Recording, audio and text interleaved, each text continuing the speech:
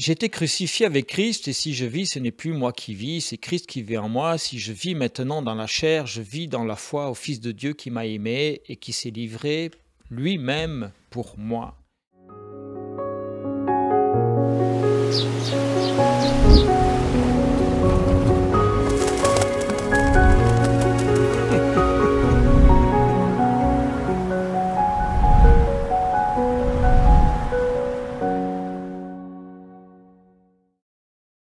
Bien, cette parole forte de Jésus nous concerne tous, puisque nous sommes à la recherche de cet absolu, de savoir que Christ vit en nous, ayant abandonné le manteau de nos incertitudes et surtout celui de l'influence du péché. Mais est-ce seulement possible?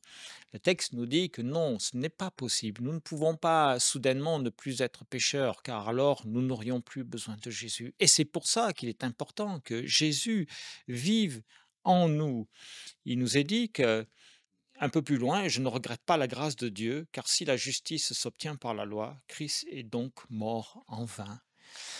Et vous voyez bien que cela est indispensable. Nous sommes amenés à un abandon certain pour laisser Jésus agir dans nos vies à chaque instant.